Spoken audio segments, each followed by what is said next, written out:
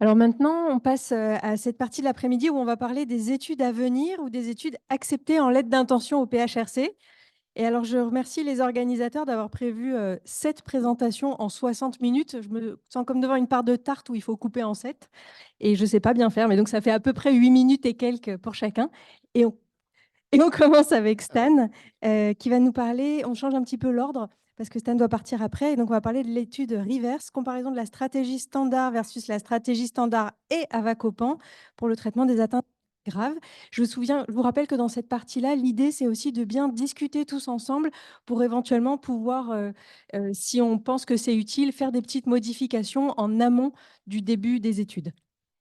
en amont du début, mais pas du dépôt du PHRC, puisque c'était il y a une semaine, hein, Oui. je l'aurais dit. Oui, oui, oui. Bon, déjà, on va espérer avoir un retour favorable. Attendez, là. Ouais. Donc, j'ai mis 2024, mais effectivement, je ne sais pas si voilà, on verra. C'est un protocole qu'on avait déposé l'année dernière en lettre d'intention qui avait été retenu et finalement, on n'avait pas déposé la deuxième phase puisqu'on n'avait pas le financement du médicament, on va en reparler. Et vous voyez tout de suite que donc il y a ce terme, je ne sais pas si c'est provocateur ou pas dans le contexte. Le standard of care, j'ai considéré que c'était les glucocorticoïdes et classiques et que l'avacopan venait en plus. On va en reparler. Et finalement, l'avacopan n'était peut-être pas encore dans le standard of care. On pourra en discuter. Alors, contrairement à la discussion tout à l'heure de Divis sur la cortisone qui semblait être très simple, moi j'ai l'impression que plus je lis les recommandations, moins c'est clair dans mon esprit ce qu'il faut faire. On avait déjà discuté de la partie gauche des recommandations EULAR, alors c'était Cadigo 2021 et puis ACR, où finalement dans les formes sévères, en particulier rénales, on pouvait faire soit du Ritux, soit de l'endoxan. Il fallait faire des faibles doses de cortisone ou de l'avacopan. Voilà, et puis donc les néphrologues sont arrivés, comme vous le voyez maintenant, dans les formes rénales sévères. Alors ça va bien, c'est ce qu'on continue un peu à faire à Toulouse, mais maintenant il faut faire Ritux plus Endoxan. Alors que, et voilà, d'emblée, c'est plus de Ritux, c'est déjà écrit, donc ça c'est un peu compliqué. Ou de l'Endoxan, et puis glucocorticoïdes ou Avacopan. Donc tout ça c'est assez compliqué. Il y a finalement assez peu de données sur l'Avacopan. On avait déjà discuté lors de la journée GFE il y a quelques semaines. Et dans les données de vraie vie qu'on avait rapportées en France et qu'on est aussi en train d'essayer d'élargir et des données US qui ont été publiées il y a une semaine à peu près, finalement, on voit que la plupart des patients arrêtent entre 4 à 6 semaines après le début de l'avacopan, ils arrêtent la cortisone. Mais il y a un arrêt de l'avacopan quand même dans 20 à 25 des cas. Et ça, je pense qu'il ne faut vraiment pas le négliger. Il y a des formes réfractaires, il y a des rechutes sous traitement, il y a aussi des toxicités hépatiques. Et puis, un autre élément qui est intéressant, c'est que finalement, les Américains, dans leur cohorte, font dans la moitié des cas Ritux plus Endoxan plus ça va copan, plus ou moins échange, et que la cortisone qu'on nous vendait comme étant à la place de l'avacopan, ou plutôt l'avacopan à la place de l'endoxan, vous voyez qu'à M6, ils sont à 1,6 g dans cette série de 90 patients, 1,6 g de cortisone. On pourrait se dire que ça s'arrête, mais finalement, il y en a un certain nombre qui continuent de la cortisone, alors que je vous ai dit qu'en moyenne, ils l'arrêtaient à 5-6 semaines. Enfin, il y a des patients qui en ont reçu suffisamment pour que ça monte en moyenne à 2,2 g à M12. Donc, clairement, c'est pas clair. C'est d'autant moins clair que les recommandations, ou en tout cas l'HS, voilà, on vous avez ça. Glucocorticoïdes, c'est cliniquement indiqué en plus de l'avacopan. Bon, donc je ne sais pas ce que ça veut dire cliniquement indiqué. Et donc finalement, c'est un petit peu à ça qu'on voulait essayer de s'attaquer, en particulier dans les formes sévères qui étaient exclues d'Advocate, c'est-à-dire les formes sévères rénales avec un DFG inférieur à 15 millilitres minute. Et donc l'hypothèse qui a été un peu déjà discutée ce matin, c'est finalement se dire que la cortisone, c'est mauvais pour la santé, mais ça peut être utile pour guérir de la vascularite. Et ça pourrait être également fonctionner en synergie avec l'avacopan. Pourquoi forcément les exclure dans les formes les plus sévères? Encore une fois, c'est des malades avec atteinte rénale très sévère dont on va parler. Ce pas des malades avec atteinte articulaire ou pulmonaire simple. Et donc l'hypothèse, c'est que l'association des deux pourrait à la fois optimiser la réponse rénale via l'avacopan, mais également avoir un meilleur contrôle de la maladie de système. On a choisi un endpoint qui est discutable, qui a été discuté longuement, en particulier par le labo quand il a fallu demander le financement, mais on a tenu bon. Je ne sais pas s'il vous plaira, mais en tout cas, le endpoint retenu, c'est enfin, en tout cas, l'objectif, c'est de montrer que quand on associe cortisone plus avacopan versus cortisone seul, on a plus de patients qui vont remonter au-delà de 30 millilitres de DFG. Le 30, c'est un peu les néphrologues, on a des classifications, hein, stade 1, stade 2, stade 3, 4, 5 de maladie rénale chronique. Et expliquer à un patient qu'il a plus de 30 ml de DFG, c'est assez simple après de lui dire, on peut être rassuré, il y a 1 an, 2 ans, 3 ans, il ne va rien se passer. Globalement, à plus de 30, on est assez tranquille. À moins de 30, 24, 25, c'est compliqué de dire aux malades, il va rien se passer dans 6 mois, dans un an. Certains malades progressent indépendamment de la vascularite. Et donc, on voulait vraiment qu'il y ait un côté un peu très patient-centré, c'est-à-dire on veut protéger les malades et pas juste qu'il y ait un delta de DFG significativement différent entre les deux groupes. On aurait pu se retrouver avec un groupe avacopan qui était à 22 ml minute, mais finalement, s'il dialyse 6 mois après, c'était peut-être moins important.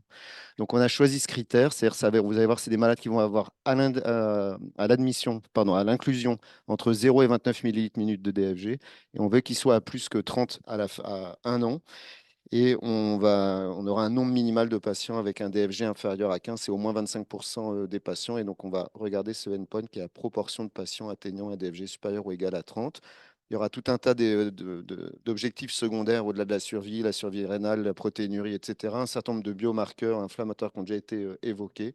Surtout, il y aura une grosse analyse médico-économique que je n'ai pas détaillée ici, où on va se baser aussi sur des cohortes contrôle via le SNDS, des cohortes qu'on a déjà pour essayer de calculer un peu le coût et ou le gain de l'avacopan.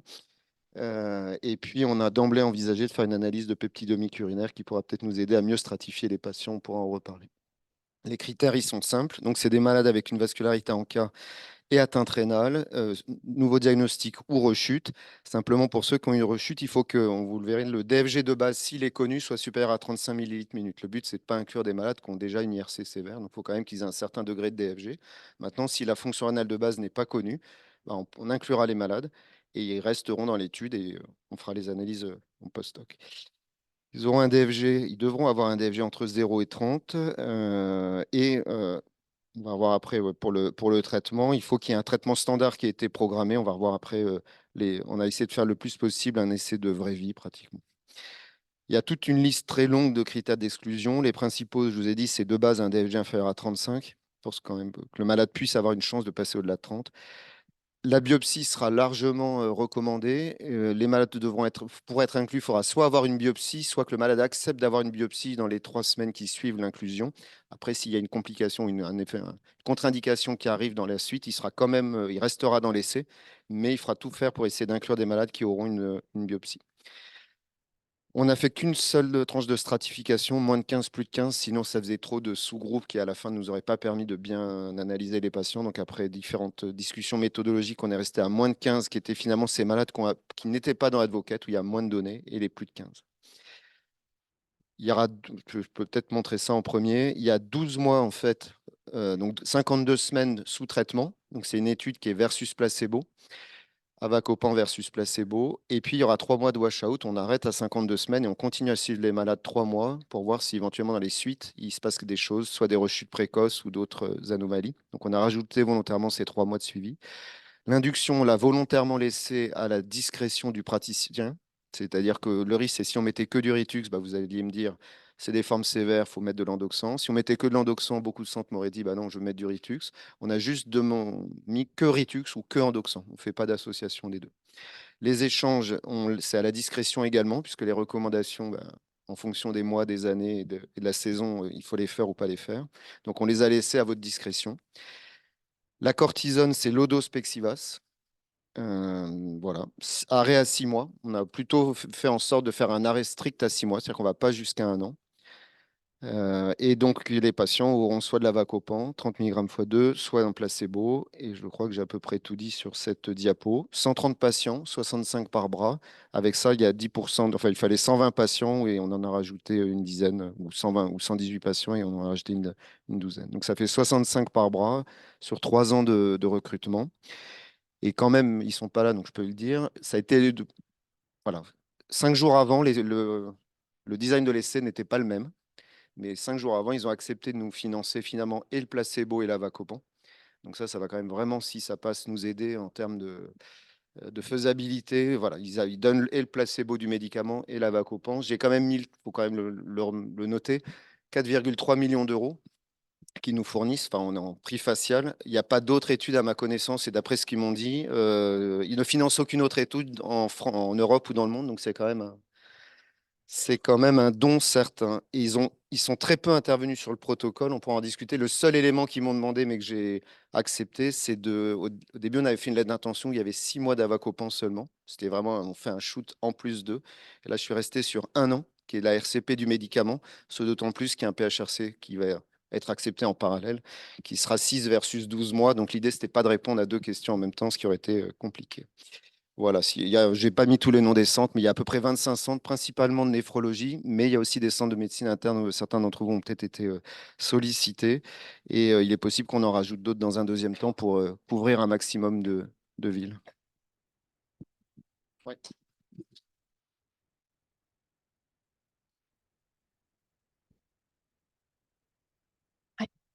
Pourquoi arrêter la corticothérapie à 6 mois? Contrairement aux recommandations américaines, aux recommandations européennes.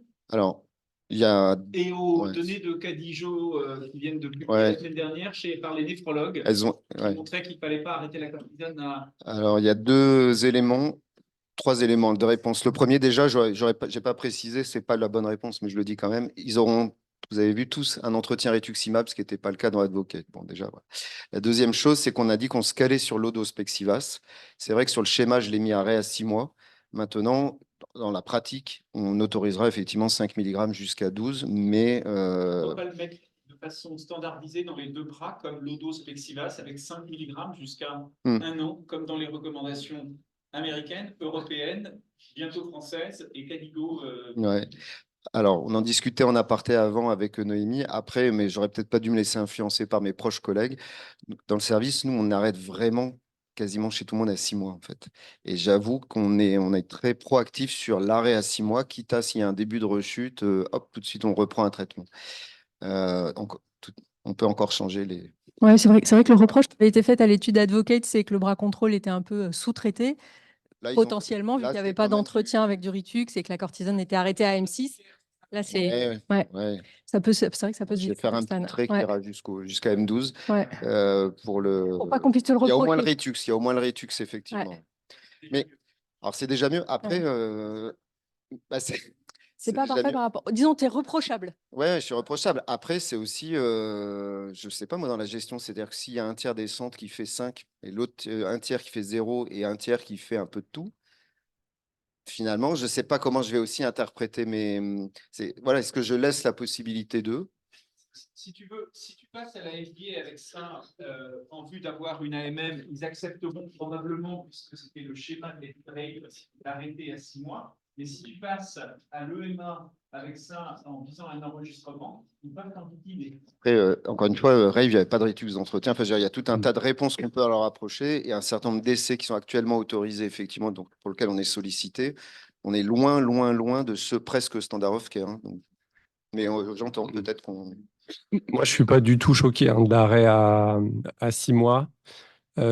Là où ça serait difficile, c'est si tout le monde ne fait pas pareil. Donc, soit tout le monde arrête à 6 mois, soit tout le monde prend 5 jusqu'à 12 mois, mais il ne faut pas autoriser autre chose. C'est dans ce sens-là qu'on avait plutôt mis stop tout le monde à 6 mois. Après, moi, pas choqué. Petite question sur le rituximab, sur des malades qui vont avoir moins de 15 de DFG, qui vont avoir des créates qui vont passer sans doute 300, 350, et on sait que Rave, au-delà, le Ritux, voilà, dans les critères d'exclusion. Est-ce qu'il faut vraiment le laisser ou pas? Là, on est entre 0 et 30. Ah, 0 et 30, d'accord. D'accord. Et on a, est-ce que, une question, mais parce que moi, ça ne me choque pas du tout le schéma low-dose en disant que de toute façon, c'est financé l'avacopan pendant 1 an, que le Ritux d'entretien est derrière. Au moins, ça permettra de répondre vraiment à la question. Mais effectivement, du Ritux avec le schéma low-dose. Et est-ce que finalement, c'est pas plus simple de mettre tout le monde en doxant et au moins l'étude est très propre, entre guillemets. Il va pas y avoir un peu de Ritux à gauche, à droite, dont on va pouvoir dire oui, mais c'est dans le schéma low-dose de Pexivas et tout ça. C'est une question. Ouais, mais en fait, c'est la question, mais toutes les personnes que j'ai dû interroger une dizaine de personnes, je pense que j'ai eu 10 réponses différentes. Clairement, il y a des équipes qui ne voudront pas, enfin, je parle de chez moi, hein, on ne voudra pas faire endoxant pour tout le monde. C'est vraiment, ils ont tous du Ritux. Et assez régulièrement, on faisait Ritux plus J1, J15 d'endoxant. On avait gardé cette attitude-là dans les formes sévères, rénales ou extra-rénales. Et donc là, en fin de compte, c'est presque de la vraie vie. Donc, tu vois, si j'avais mis qu'un seul élément, que d'endoxant, les 25, 28 de DFG, on m'aurait dit pourquoi tu ne permets pas de mettre du Ritux? Ouais, mais donc c'est ce qu'on avait au début, on avait proposé 2 niveaux de stratification et la méthodo est revenue vers moi en me disant, écoute, avec 60 malades, si tu en veux déjà au moins sur les moins de 15, plus de 15, plus je te rajoute en Doxan Ritux, elle me dit que derrière, elle aura des groupes de allez, 8 malades, 10 malades, enfin, elle risque d'avoir des groupes à 8, 10 malades où elle pourra rien dire. Nous, pour Riga, on a pu stratifier sur 2 facteurs. Et C'était donc, c'est la présidente de la DRCI, alors moi, j'y vais. non, moi, c'était juste pour dire. Après, Non, moi, mais je suis t'as peut-être un raison, peu t'as raison. formaté comme Xavier, et c'est pour ça. Mais moi, j'avoue que l'arrêt des corticoïdes à 6 mois, moi, ça me pose un problème. D'accord. Et quand tu as 10 réponses et qu'il y a 10 questions, 10 réponses, ce qui fait quand même foi, c'est les recos. Ouais. Et si tu as 3 recos qui disent, honnêtement, moi, je trouve que c'est moins choquant pour un believer de l'arrêt à 6 qui ne se repose sur rien quand il dit ça, et ben, de faire comme les recos. Non, bah, Par après- contre, obligé, tu vois quelqu'un qui suit les recos d'arrêter. Moi, Oui, oui. mais après, encore une fois, je suis peut-être Non, mais biaisé par. Je suis plus échalisé, mais. Après, le petit 5, je pense pas qu'il gênera. Enfin, il faudra qu'on le change, mais effectivement, ce ne sera pas le. Il changera pas. Sinon, il est top, hein, ton essai. Ouais. Alors, Et le budget, juste, il est à combien sans sans le médicament, il est à 900. 850, 900. Après, il est presque parfait. L'essai parfait, ça aurait été de rajouter le 3e groupe qui était sans cortisone, enfin le vrai advocate, c'est-à-dire avacopan seul, entretien Ritux, pour voir, parce que finalement, est-ce que cortisone plus avacopan fait mieux que avacopan seul sans cortisone? Ça, je ne vais pas le dire. Je vais juste dire potentiellement que les deux sont équivalents ou qu'avacopan plus cortisone est mieux que cortisone. Ou alors, ouais, 3 ans, merci. Ouais. Ouais, je ne l'ai pas détaillé là parce que c'était très long, mais il y a 2 éléments. Il y a le côté facial brut, le nombre d'hospices, la dialyse, etc. Mais on sera qu'à 1 an, donc forcément, avacopan va être perdant. Et donc, ce qu'on a prévu de faire, c'est que là, alors, en fait, on va faire un autre truc. C'est qu'on a toute notre cohorte, on a une cohorte de 200, 300 vascularités en cas dont on a toutes les infos. Et il y a une équipe INSERM du CHU, enfin adossée au CHU, de médico-économique, qui bosse sur le SNDS. Donc, on va pouvoir savoir exactement le coût des trajets. On avance maintenant, chers amis. Pardon de vous couper au milieu.